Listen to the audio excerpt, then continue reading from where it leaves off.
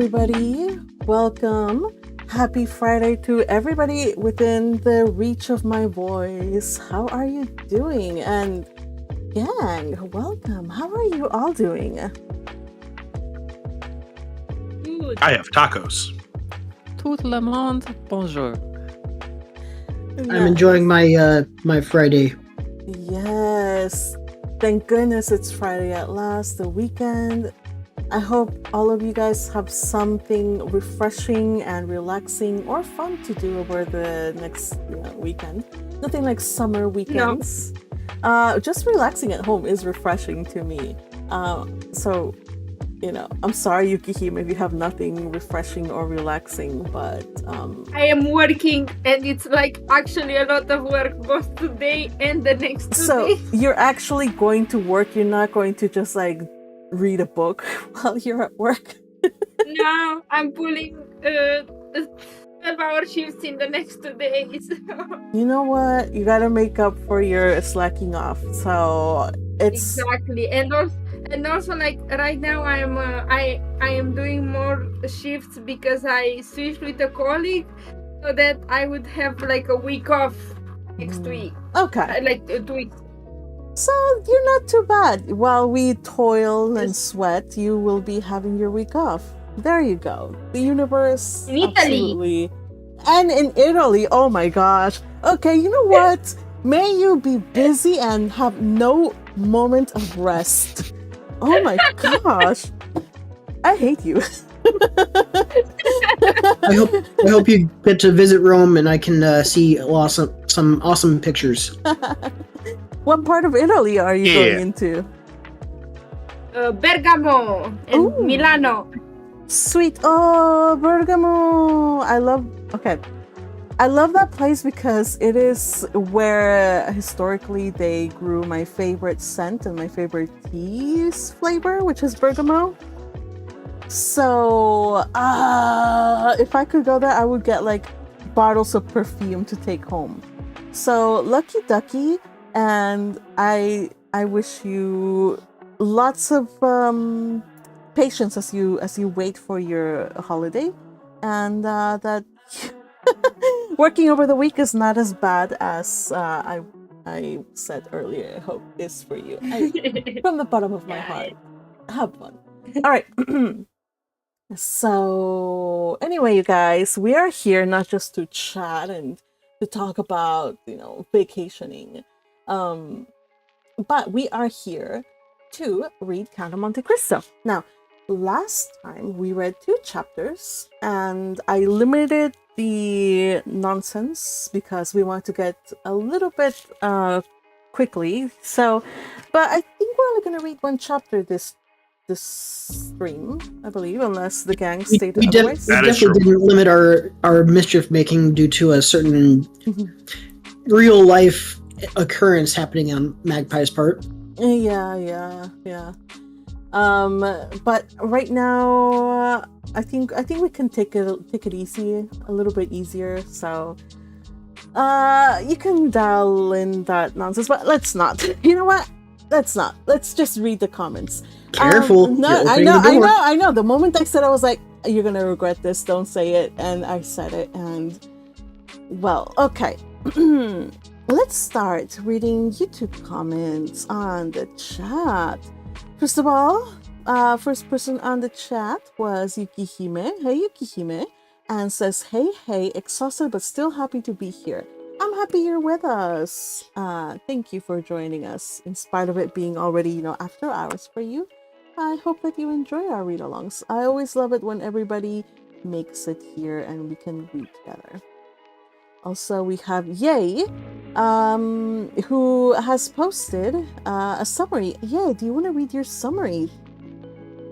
Sure, as long as Teal reads her haiku. Okay. Teal, you down to read your haiku? Of course. All right. So, all right. Yay, take it away. Last time on the Count of Monte Cristo, the elder and younger Villefort spoke, sharing with each other what really happened in both the king's chambers and with the assassinated general. To protect himself, Gerard informed his father of the investigation into the person of Nautier's description, prompting the father to radically alter his presentation, much to Gerard's astonishment. In thanks for this, Nautier advised Gerard to make himself scarce and hide in Marseille, while Bonaparte reclaimed France, and promised that if Bonaparte reclaimed power, Nautier would protect him. Sure enough, for the following 100 days, Gerard de Villefort remained safe in Marseille, and used his power to maintain and strengthen the case against the innocent Dantès. At the same time, Fernand went off to war, Danglars took sail to Spain, and Mercedes, Pierre Morel, and Dante's father despaired at the loss of Edmond. His father to his own sudden demise from grief. Now we return to our hero Edmond Dantès, this time on the Count of Monte Cristo. Bravo! Thank you for that. All right, we have so much talent here. I can't even. All right, so basically that's your TLDR, you guys. We've had a lot of fun reading it, and now I will let Teal take it away. Her haiku. Stone fortress at sea. Iron bars, cage beating hearts. Sunlight dies in waves. Oh, that is so evocative and painful and poignant. Oh, thank you, Teal, for sharing with us. I'm doing the beatnik snapping thing, but it's not coming through. Yeah, yeah. I don't know if the beatnik snapping situation works for haiku, but you know what? We can make it our own kind of haiku if Teal doesn't mind. Good day to you, Teal says, good day to all. May your hearts be free of all real and metaphorical prisons. Yes, amen to that. I hope everybody is doing well, especially as it's Friday. You know, if you're winding down your work week. I hope you have something fun planned over the weekend. I know just as before we're going live, we were kind of sharing what we were doing. I work on weekends, but still Fridays come around and I have just this feeling like, okay, like a little bit of relaxation is happening during this weekend. So I'm excited for Fridays too. Other than that, you guys, I think we should see. Yeah, I think we're all caught up. Do you think we could get started reading? I think we can get started reading, unless there's something else you guys want to share, but I do believe that we are ready to read. Oh, by the way, yesterday while we were stuffing tamales, kind of silly, because usually stuffing tamales. Oh, sorry, you guys. I was talking to the gang about I helped my mom make a big batch of tamales at home, and sometimes when we do that, like it can be tedious work, so we listen to music or talk or whatever. But I was like, Mom, how about we put in a movie? And you know what? Like when I say let's watch a movie, it's usually a movie that I've watched like 10 times because I don't like to watch new things. I just like to watch old favorites. Well, my mom was like, yeah, sure. Maybe that's why you've never watched any of the new stuff that we know of, and we keep admonishing you for it. I know. I'm just a little bit picky. I'm very picky with what I watch. Because anyway, so I told Mom, like, hey, do you want to watch something? So like I have my tablet out because I'm gonna put it on the kitchen thing. I'm like, you want to watch something? So I'm scrolling, and like I came upon, guess what? Count of Monte Cristo, you guys. And guess what we did? Oh. We rewatched the Count of Monte Cristo. Now, the funny thing is, my mom watched this one like by herself. Like she was just, she watched it at my sister's recommendation. This is the 2024 version, right? The one that we watched in the Discord server, which so provoked Teal. Huh? Oh no, that was the French one. Never mind. Yeah, the French one. We saw the French one. So my mom's like, I'm glad you're here because then you can explain it to me. I'm like, Mom, you said this movie was really good in it. I should watch it. She's like, yeah, but I didn't really understand all of it. So I'm like, okay, so let's see. I hope it's not like a lot that she didn't understand. Dudes, I don't know how she got through the movie because there was so much that she had not understood, and I had to explain it to her. So suffice it to say, she was like, wow, that was a really good story. I was like, yes, Mom. So it was good. I was like, that's a good time to, we finished making those tamales in record time, you guys. That was fun. All right. Sounds like she really needs to listen to a whole bunch of mischief makers read the book. Brought to you by Pepsi. No, Dr. Pepper. Dr. Pepper, that's right. Stuff it, Pepsi. Yeah.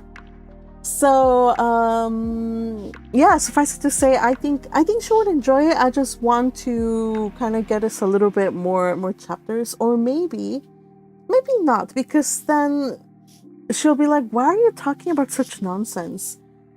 Like, she has this idea that I am a very dignified, very intellectual person when I'm really not.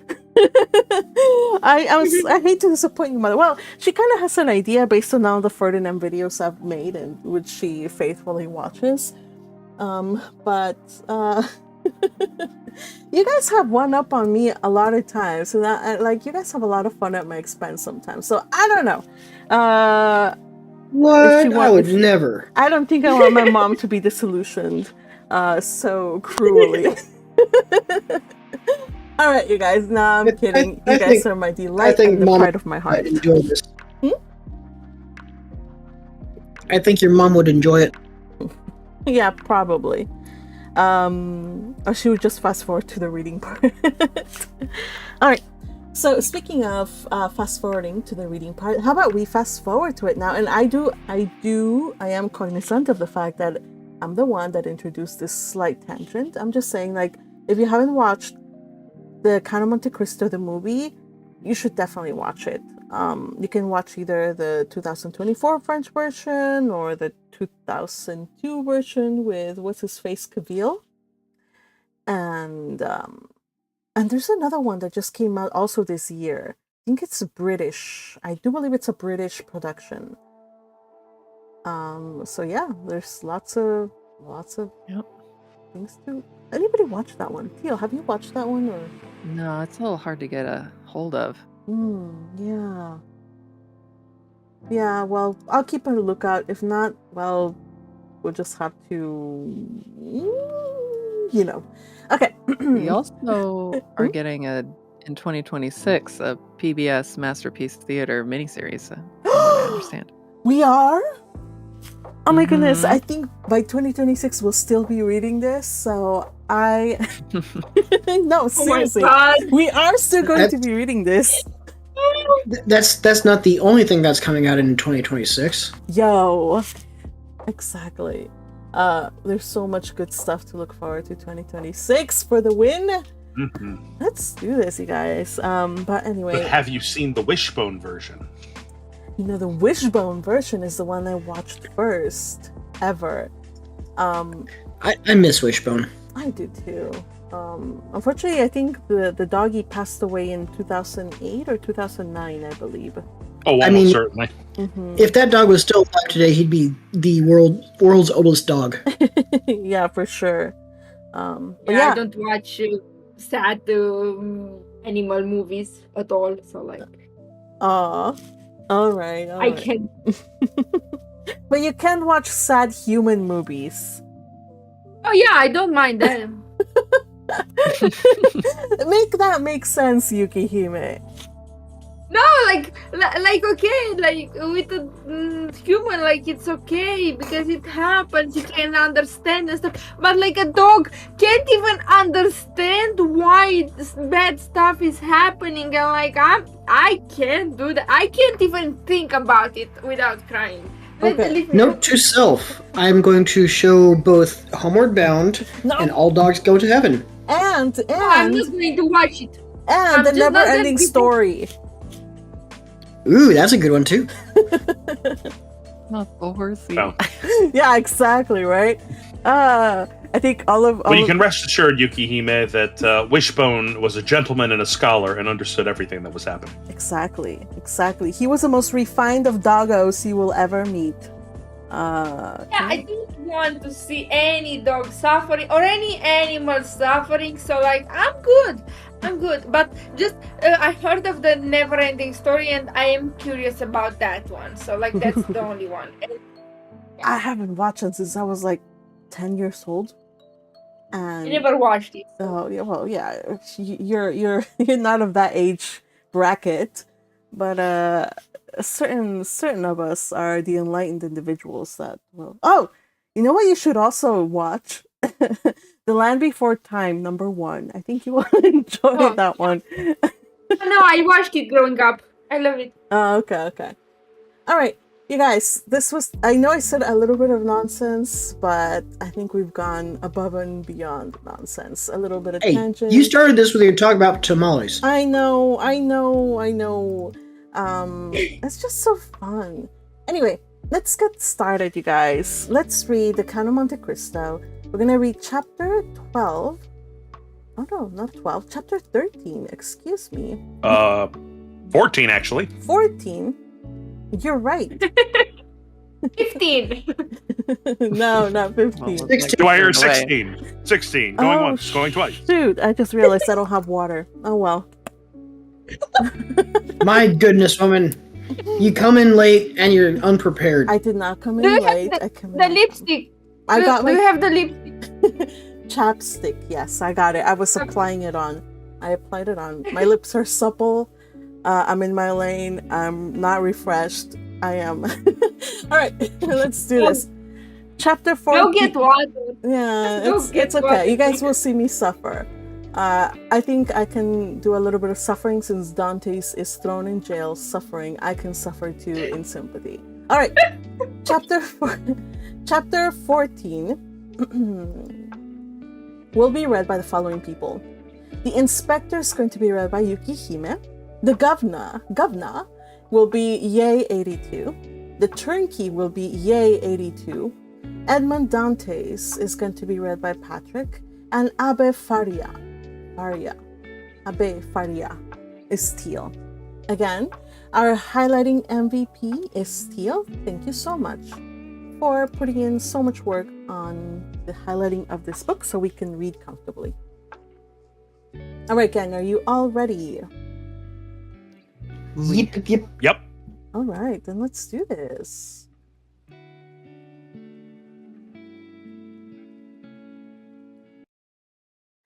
Chapter 14. The Two Prisoners. A year after Louis XVIII's restoration, a visit was made by the Inspector General of Prisons. Dantès, in his cell, heard the noise of preparation. Sounds that at the depth where he lay would have been inaudible to any but the ear of a prisoner, who could hear the splash of the drop of water that every hour fell from the roof of his dungeon. He guessed something uncommon was passing among the living, but he had so long ceased to have any intercourse with the world that he looked upon himself as dead. The inspector visited, one after another, the cells and dungeons of several of the prisoners, whose good behavior or stupidity recommended them to the clemency of their government. He inquired how they were fed and if they had any requests to make. The universal response was that the fare was detestable and that they wanted to be set free. The inspector asked if they had anything else to ask for. They shook their heads. What could they desire beyond their liberty? The inspector turned smilingly to the governor. I do not know what reason government can assign for these useless visits. When you see one prisoner, you see all. Always the same thing, ill-fed and innocent. Are there any others? Yes, the dungeons and the dangerous and mad prisoners aren't in the dungeons. Let us visit them, said the inspector with an air of fatigue. We must play the farce to the end. Let us see the dungeons. Let us first send for 2 soldiers. The prisoners sometimes, through mere uneasiness of life and in order to be sentenced to death, commit acts of useless violence, and you might fall victim. Take all the needful precautions. 2 soldiers were accordingly sent for, and the inspector descended a stairway so foul, so humid, so dark, as to be loathsome to sight, smell, and respiration. Oh! Cried the inspector. Who can live here? A most dangerous conspirator, a man we are ordered to keep most strict watch over, as he is daring and resolute. He is alone?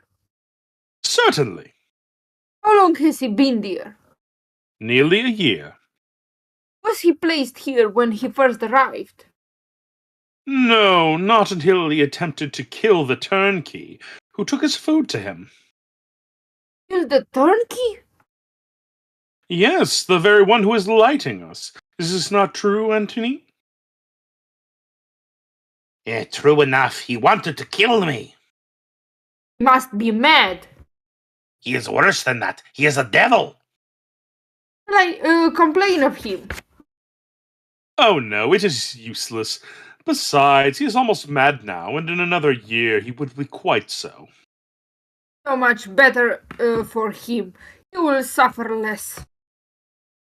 The inspector was, as this remark shows, a man full of philanthropy and in every way fit for his office. You are right, sir. And this remark proves that you have deeply considered the subject. Now we have in a dungeon about 20 feet distant, and to which you descend by another stair, an old abbé, formerly leader of a party in Italy, who has been here since 1811, and in 1813 he went mad. And the change is astonishing. He used to weep. He now laughs. He grew thin. He now grows fat. You had better see him, for his madness is amusing. I will see them both. I must conscientiously perform my duty. This was the inspector's first visit. He wished to display his authority. Let us visit this one first.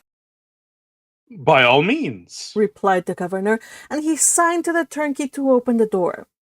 At the sound of the key turning in the lock and the creaking in the hinges, Dantès, who was crouched in the corner of the dungeon, whence he could see the ray of light that came through a narrow iron grating above, raised his head.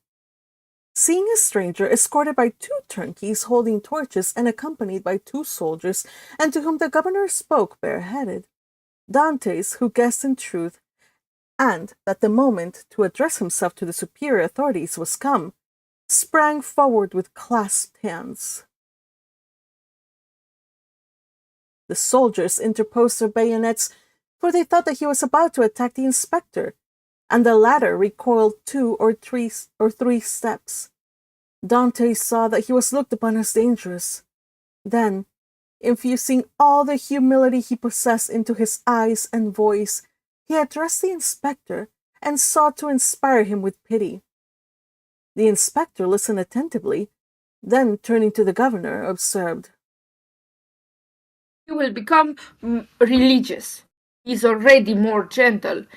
He is afraid and retreated before the bayonets. Madmen are not afraid of anything. I made some curious observations on this at Charenton. Then, What is turning it to the you prisoner. want? Sorry.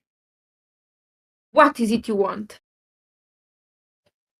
I want to know what crime I've committed, to be tried, and if I am guilty, to be shot, if innocent, to be set at liberty. Are you well fed?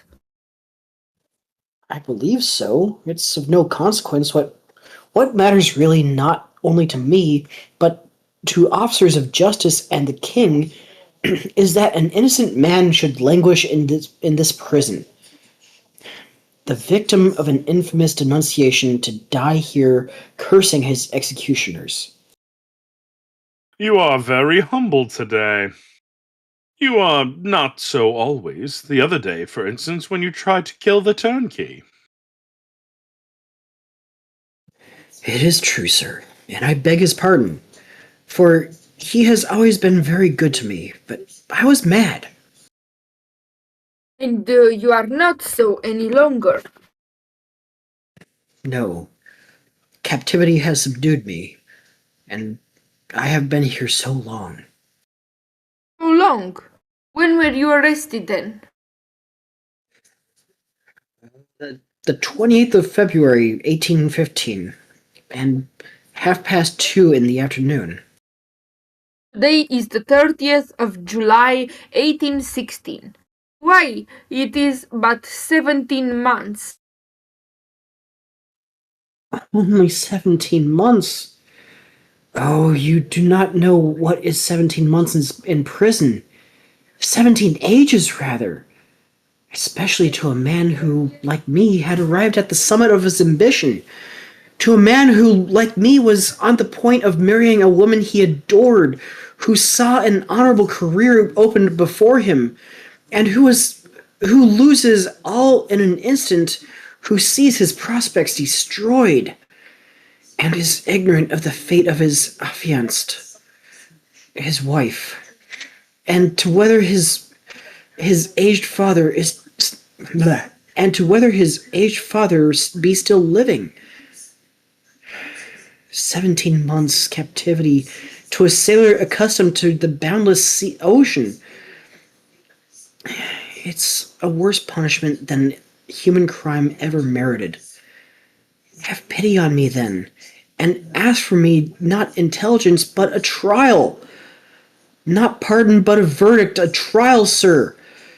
I ask only for a trial, and that surely cannot be denied to one who is accused. We shall see, said the inspector, and then turning to the governor. Oh my word, the poor devil touches me. You must show me the proofs against him. Certainly, but you will find terrible charges.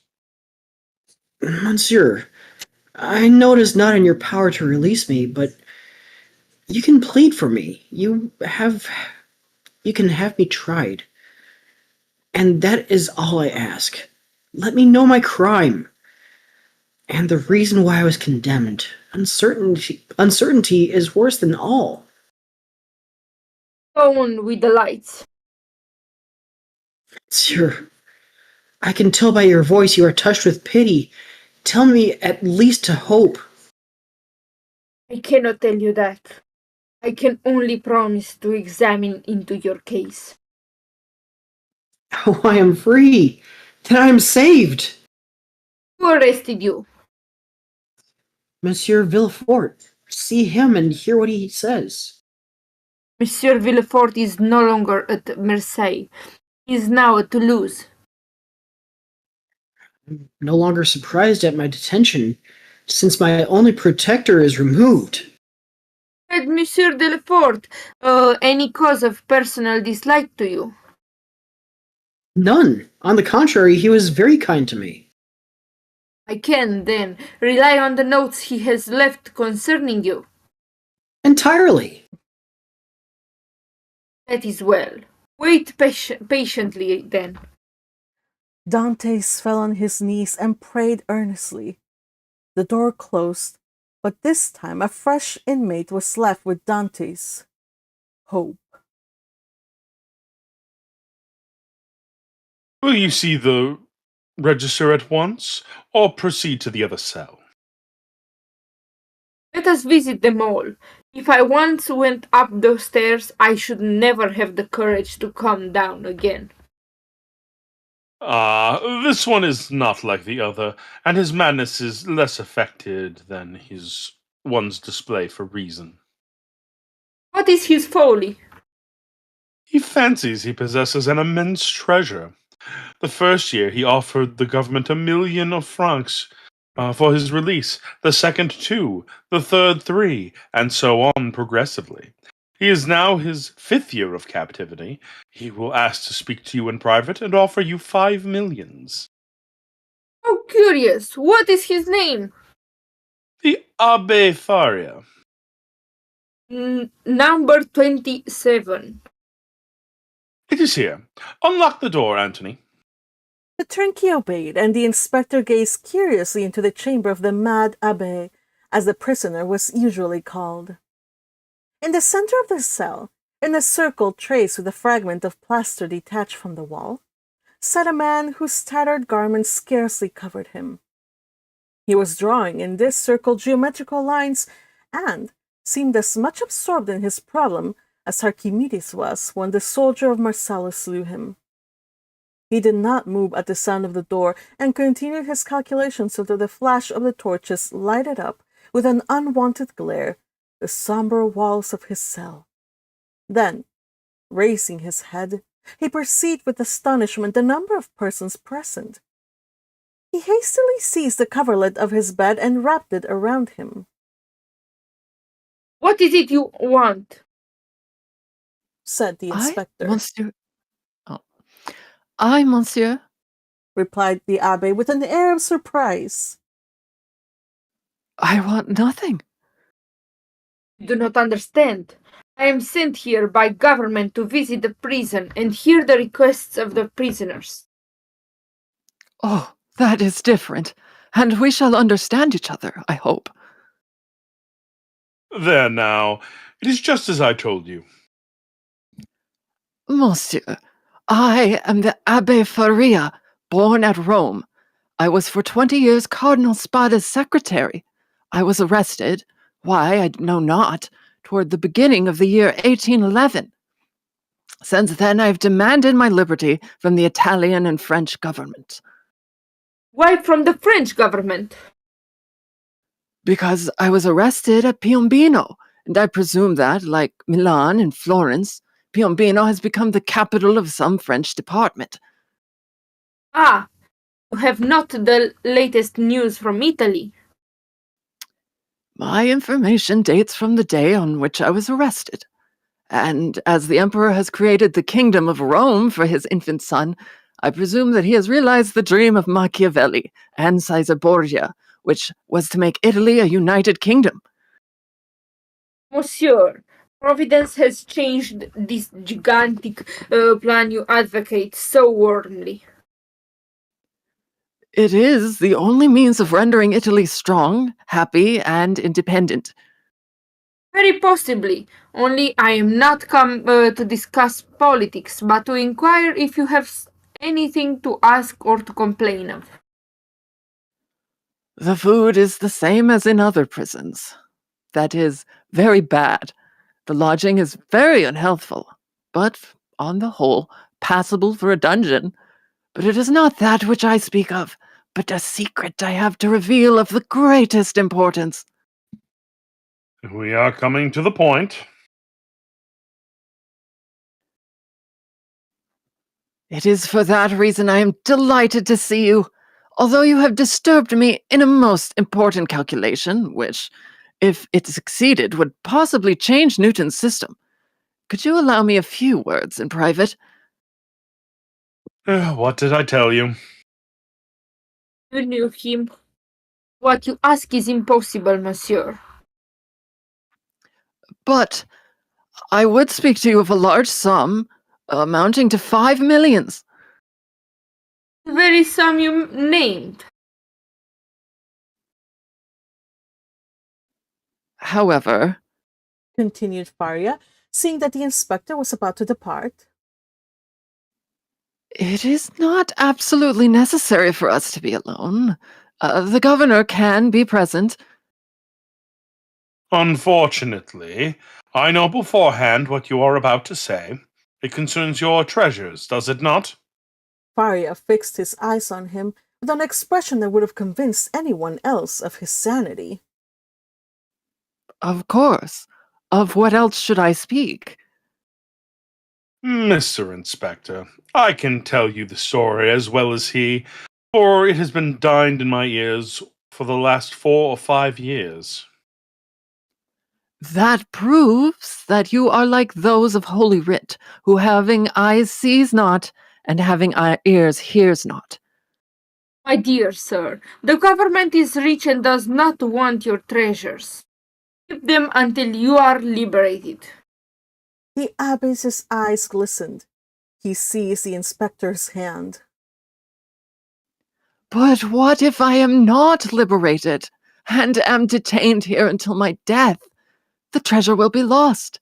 Had not government better profit by it? I will offer 6 millions, and I will content myself with the rest, if they will only give me my liberty. Oh, my word! Had I not been told beforehand that this man was mad, I should believe what he says. I am not mad, replied Faria, with the acuteness of hearing peculiar to prisoners. The treasure I speak of really exists, and I offer to sign an agreement with you, in which I promise to lead you to the spot where you shall dig. And if I deceive you, bring me here again. I ask no more. The governor laughed. Is the spot far from here? 100 leagues? It is not ill planned. If all prisoners took to their heads to travel 100 leagues, and their guardians consented to accompany them, they would have a capital chance of escaping. The scheme is well known, and the abbé's plan has not even the merit of originality. Then turning to Faria. I inquired if you are well fed. Swear to me to free me if what I tell you prove true, and I will stay here while you go to the spot. Are you well fed? Monsieur, you run no risk, for, as I told you, I will stay here, so there is no chance of my escaping. You do not reply to my question. Nor you to mine. You will not accept my gold. I will keep it for myself. You refuse my liberty. God will give it to me. And the abbé, casting away his coverlet, resumed his place and continued his calculations. What is he doing there? Counting his treasures. Faria replied to his sarcasm with a glance of profound contempt. They went out. The turnkey closed the door behind them. He was wealthy once, perhaps. Or dreamed he was, and awoke mad. After all, if he had been rich, he would not have been in here. So the matter ended for Abbe Faria. He remained in his cell, and this visit only increased the belief in his insanity. Caligula or Nero, those treasure-seekers, those desirers of the impossible, would have accorded to the poor wretch, in exchange for his wealth, the liberty he so earnestly prayed for. But the kings of modern times, restrained by the limits of mere probability, have neither courage nor desire. They fear the ear that hears their orders and the eye that scrutinizes their actions. Formerly they believed themselves sprung from Jupiter and shielded by their birth, but nowadays they are not inviolable. It had always been against the policy of despotic governments to suffer the victims of their persecution to reappear. As the Inquisition rarely allowed its victims to be seen with their limbs distorted and their flesh lacerated by torture, so madness is always concealed in its cell. From whence, should it depart, it is conveyed to some gloomy hospital, where the doctor has no thought for man or mind, and the mutilated being the jailer delivers to him. The very madness of Abbe Faria, gone mad in prison, condemned him to perpetual captivity. The inspector kept his word with Dantès. He examined the register and found the following note concerning him. Edmond Dantès, violent Bonapartist, took an active part in the return from Elba. The greatest watchfulness and care to be exercised. This note was in a different hand from the rest, which showed that it had been added since his confinement. The inspector could not contend against this accusation. he simply wrote, "Nothing to be done." This visit had infused new vigor into Dantès. He had until then forgotten the date, but now, with a fragment of plaster, he wrote the date, 30th of July, 1816, and made a mark every day in order not to lose his reckoning again. Days and weeks passed away, then months. Dante still waited. He at first expected to be freed in a fortnight. This fortnight expired. He decided that the inspector would do nothing until his return to Paris and that he would not reach there until his circuit was finished. He therefore fixed 3 months. 3 months passed away, then 6 more. Finally, 10 months and a half had gone by, and no favorable change had taken place, and Dantès began to fancy the inspector's visit for but a dream, an illusion of the brain. At the expiration of a year, the governor was transferred. He had obtained charge of the fortress at Ham. He took with him several of his subordinates, and amongst them Dantès' jailer. A new governor arrived. It would have been too tedious to acquire the names of the prisoners. He learned their numbers instead. This horrible place contained 50 cells. Their inhabitants were designated by the numbers of their cell. And the unhappy young man was no longer called Edmond Dantès. He was now number 34. End of chapter. Oh, Dantès, you naive fool. Oh my gosh, you guys, I wanted to cry! Oh, that was so sad.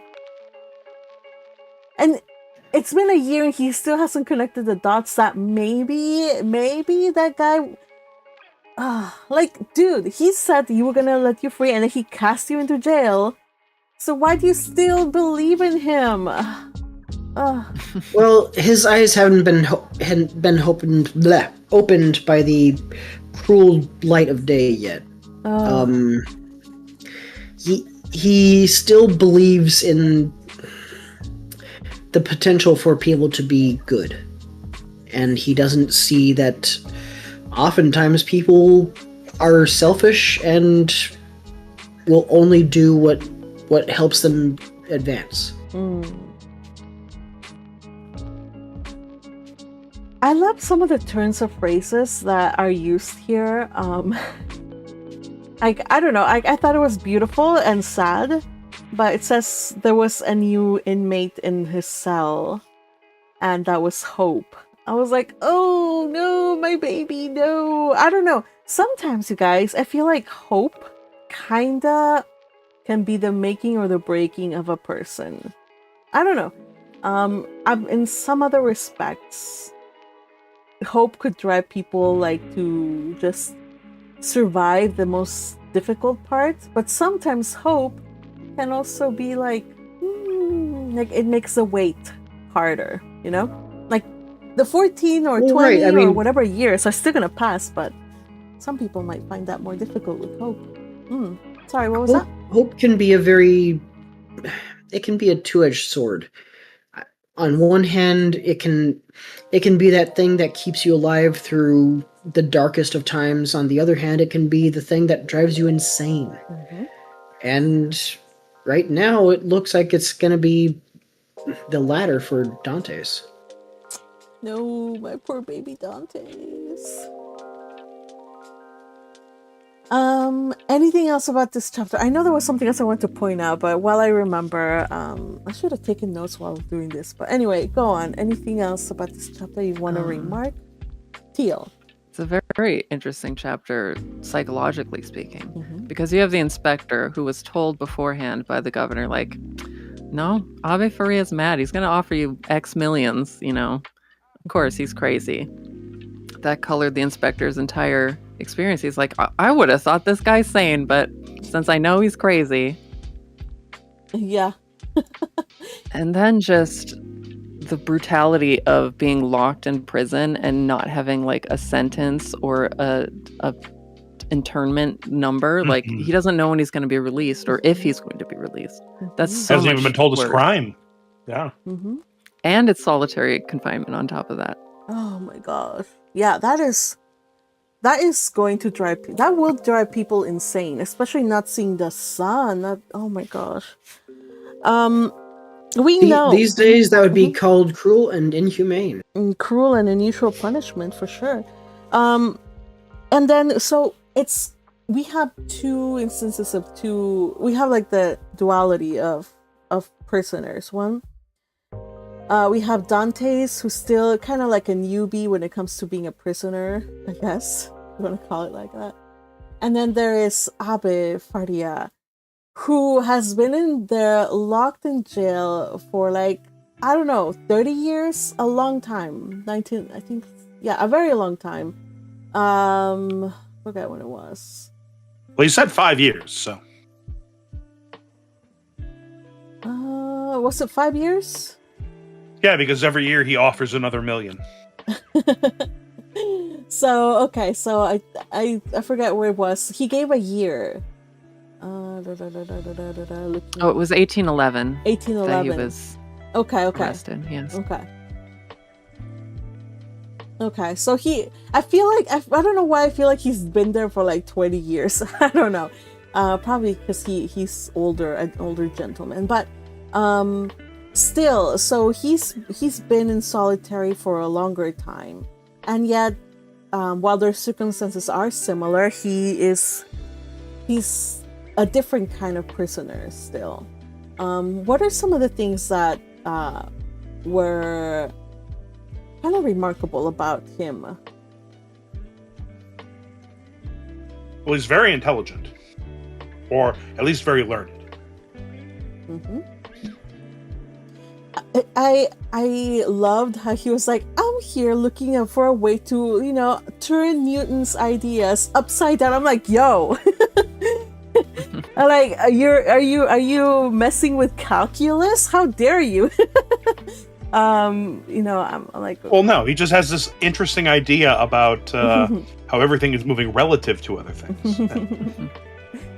Yeah. So, was that you? Imagine if he worked out general relativity in 1844 or whatever.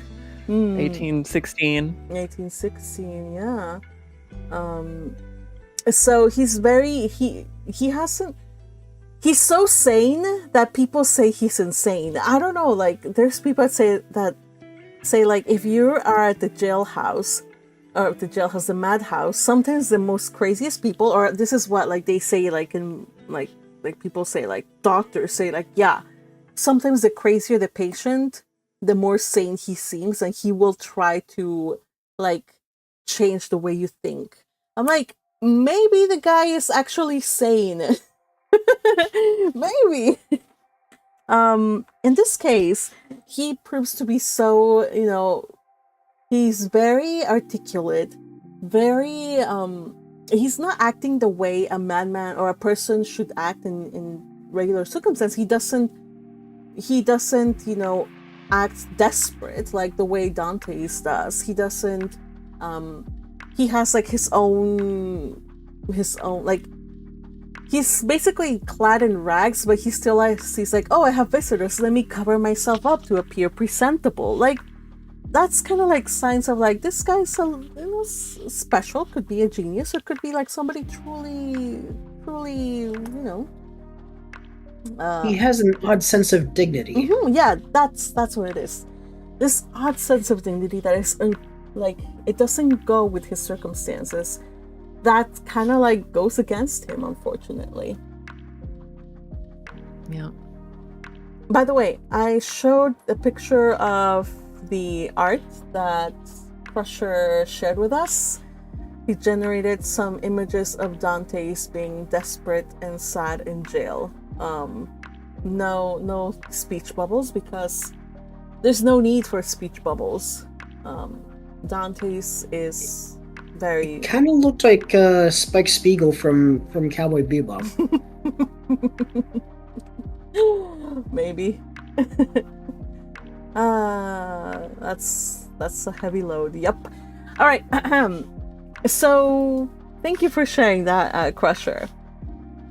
I think I saw something else during the chat. By the way, I No, wanted... just me. All right. So I wanted to also point out the images. I hardly ever talk about the images. We just kind of go by them as we read. But I don't know. I just think that the art is very evocative for Abe, especially the second one. And he's like, whatever, just go away. Like he's just like, you will not accept my gold. I will keep it for myself. You refuse my liberty, God will give it to me. I don't know. I like that image somehow. Like he just seems like he kind of cuts like one of those old art pieces of like saints and stuff, kind of like martyrs. Kind of has like that kind of feel. I don't know. I thought it was interesting. Yeah. Trying to think of certain saints that have been incarcerated. Saint Jerome. Saint Jerome is a good one. Saint Peter is definitely one that I'd think of. Paul, for sure. Oh, absolutely. Paul was always in and out of jail. Well, to be fair, Saint Paul was more house arrest because he was free to come and go as he pleased. Just had to have a guard with him. Kind of like yeah, I see. But for the most part, though, like artwork related, like they always depict him like in like chains and stuff. So, and like being in a dirty dungeon. Let's see. So, I actually found it very interesting that the person who we have continued to see people who are well-meaning, but they're just ineffective at stemming the tide of malice. You know, first we had Monsieur Pierre Morel. Remember, he's a person. He has some kind of like influence, or at least he's able to go in and try to, you know, he's kind of like the abogado, like abogating, or yeah, trying to speak on behalf of his quote-unquote client or his Dantès, and he went directly with the law, with whatever his name was, Villefort. Got nowhere. Villanfort. So another. I'm gonna drop right now. I'm leaving you guys. All right. Good Bye. night. Thanks for joining us. Bye, Good Yuki. night. Enjoy Italy.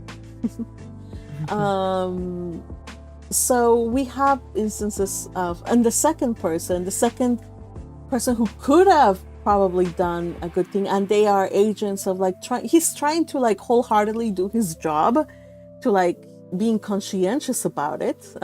Yes, the word conscientiously, Yukihime. And yet again, because of circumstances, he comes to be ineffective to helping either Dantès or Abe Faria. In Dantès' case, it's because he was, you know, the well wasn't poisoned. No, for Abe Faria, the well was poisoned, and for Dantès, he just had like this horrible situation with Villefort, who left some letters in his record. So either way, he could have done good, but again, it can't stem the tide of malice, unfortunately, at this point. You guys have other views about it, though? It could be, maybe I could have looked more into it. No. I guess the only thing I would add is it seems like the law and justice in this story are pretty far apart. Mm-hmm. Yeah, you would think that both would go together, but they're not necessarily the case. What was that, Patrick? I was gonna say it wouldn't make for a good revenge story if justice was present. Yeah. True. And in a way, it's good that he didn't send him to prison. I mean, he didn't put him to trial. And because in this day and age, with it no longer being under Bonaparte, he would have definitely been condemned death, and he said, I'll be executed, and he would have ended up executed. I don't see this going anywhere, honestly. So in a way, Villefort saved him. Whoever wrote that note, it kind of saved him. I don't know. What do you guys think? Do you think he would have like ended up being guilty at this rate? Edmond trying to. I get the feeling since the writing was in another hand, this was what Villefort dictated to Monsieur Morel. Mm. There really wasn't evidence against him once the letter was burned, but I could see Villefort setting up some kind of kangaroo court just to get rid of him. Yeah. I mean, we also know that their efforts to Monsieur Morel's efforts to get him released involved swearing that he was a Bonapartist, which, as soon as Bonaparte was deposed, damned him. Mm-hmm. Yep. Oh, man. It's kind of brilliant, the Villefort, though. So, like, whatever happens with Edmond Dantès, it's going to go up to him, like, really quickly. And he's going to put an end to whatever attempts people try to get to do to give him justice. So, since going down the quote unquote the proper route of getting justice is not gonna go anywhere. It really is like the book is saying, like, there's no way for Edmond to get out of jail if he plays it the way he's supposed to go, like those methods. He's gonna have to get his freedom and justice by other means besides those that, going to court and going to trial. It's not going to happen. So I found somewhere a hold on a second. I found somewhere that some people said, I'm kind of changing gears from that. Somebody said that the amount of money that he offered.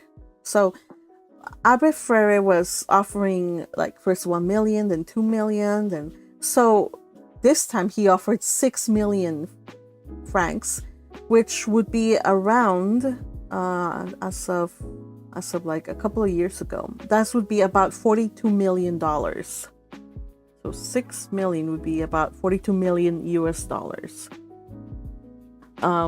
Which is quite a bit of money. But as the inspector said, if he had that kind of money, he'd never have been in jail. I look forward to. I wonder if he had set a more realistic figure. Like, he knows that his treasure is worth so much he can offer 6 million and not even feel it. But if he was like more like 100,000 francs, maybe they would have at least entertained it. Mm-hmm. Yeah. So if you remember, Dantès offered to give the turnkey in like a few chapters ago. I think it was like 300 sous or something like that. Like for Edmond, it was a lot. It was like probably his life savings or a year's pay, captain's pay. And the turnkey was like, nah, I don't want to risk my entire year's salary. So if he had done maybe like enough to have the turnkey retire, would have been like, let's say, like the amount Thiel said, maybe that would have done him some good. But yeah, you're right, because it's crazy how much money he's offering.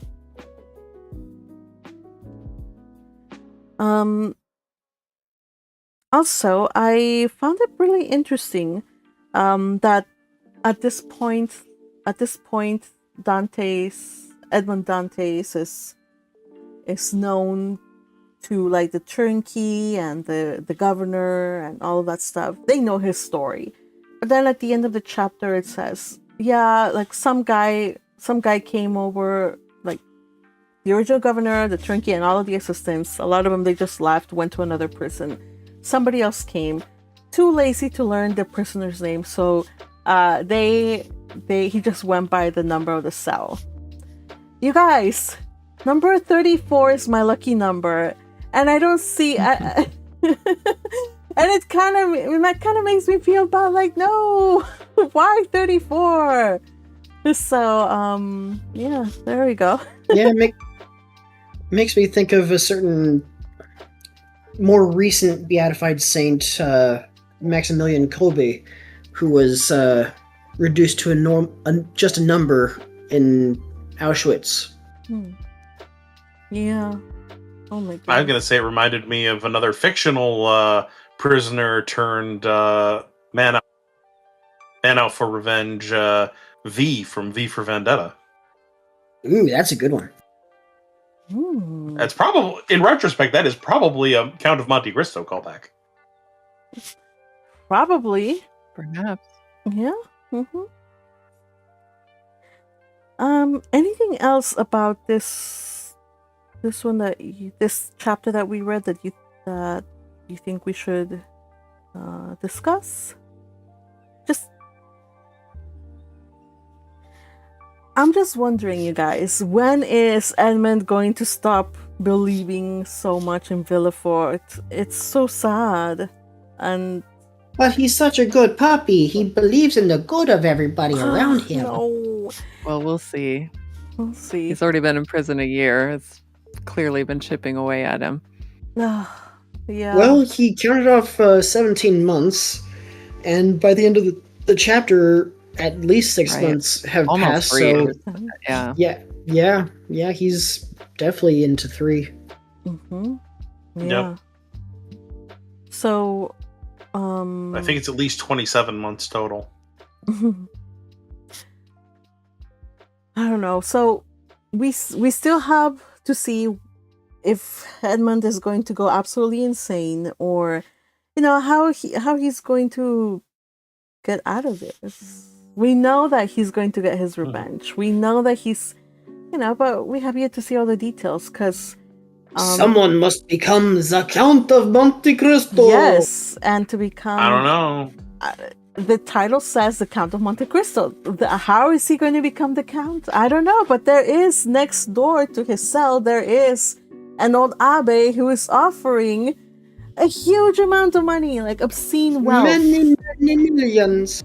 So I don't know. I think the rest of the book is just Edmond Dantès' increasing madness and revenge fantasy. So a fever dream.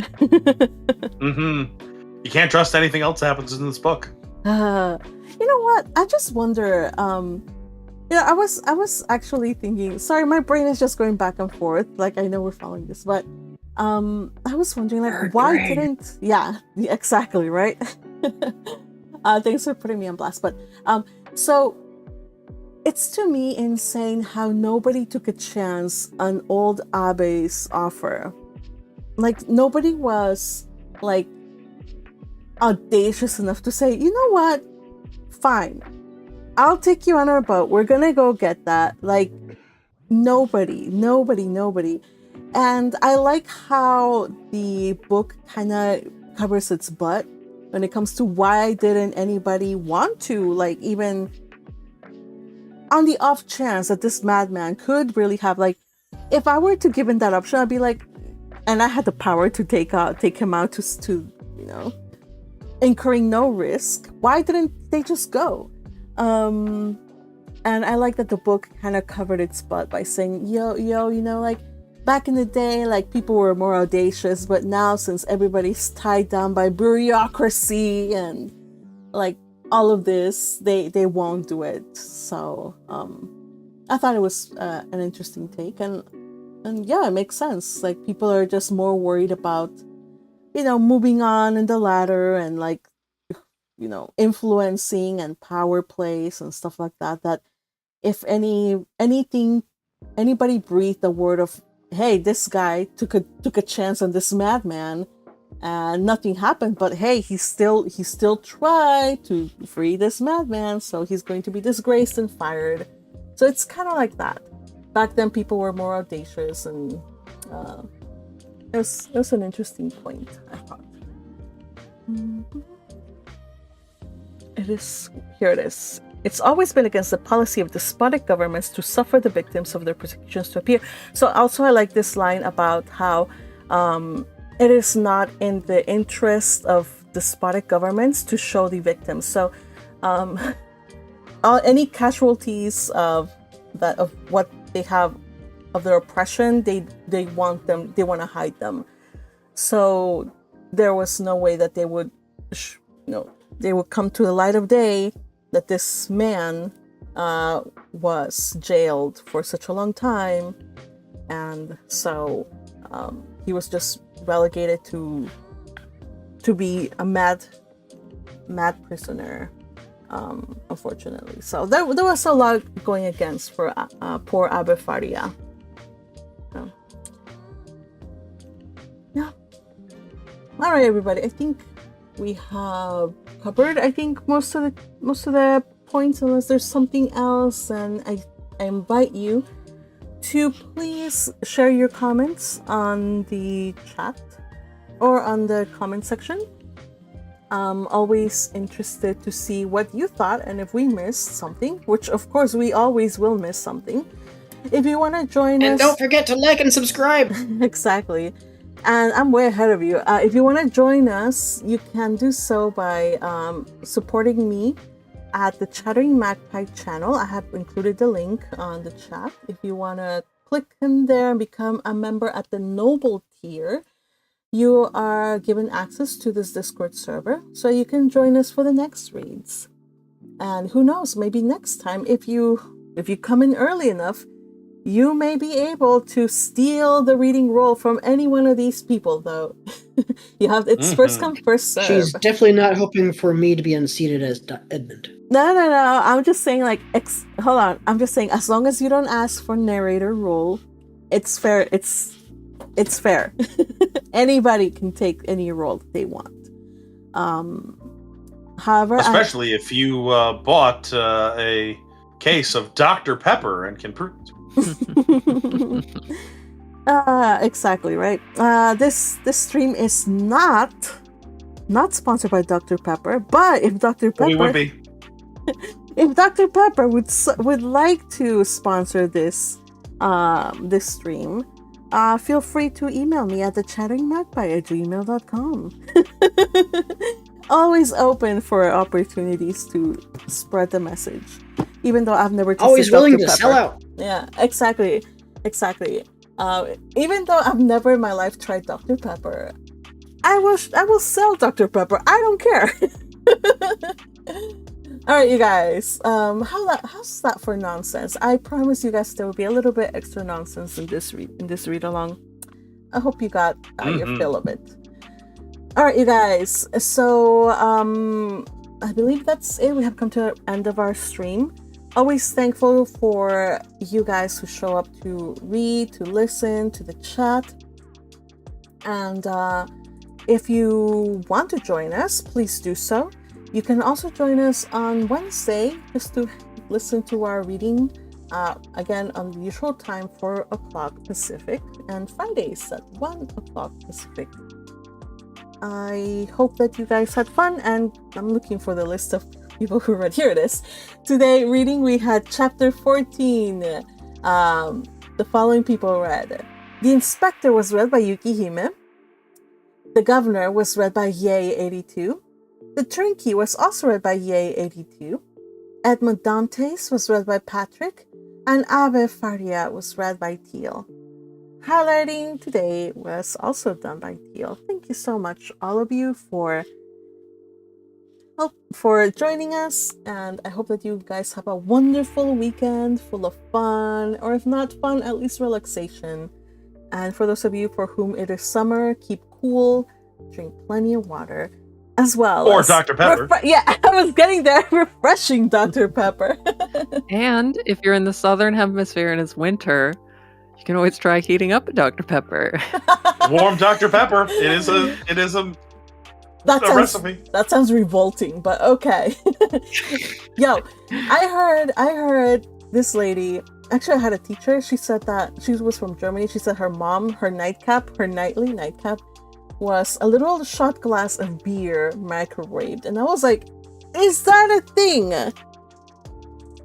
I don't know, you guys. Some things are not meant to be warm. I don't think fizzy drinks are meant to be warmed. I'm sorry. Well, if you warm them up, a lot of the carbonation is lost. See, that's what it is. Who It's wants true. flat, warm Yeah. beer or soda? Well, there's a light novel series I really enjoy, Other Side Picnic, and one of the characters doesn't like coffee, so microwaves her Coke. Blasphemy! Drinks it out of How a can you mug. not like coffee? Oh no. You know, to each their own, but it just sounds like a recipe for sending you to the restroom many times. I don't know. It just feels like it. All right, you guys, whatever your drink of choice, enjoy. Well, who am I to yuck your yum? But just be sure to join us on Wednesday for our next read along. We will see you then. Thanks, chat, for joining me. Thanks, gang. Take care and say bye-bye. Bye Bye. Au revoir. Adios.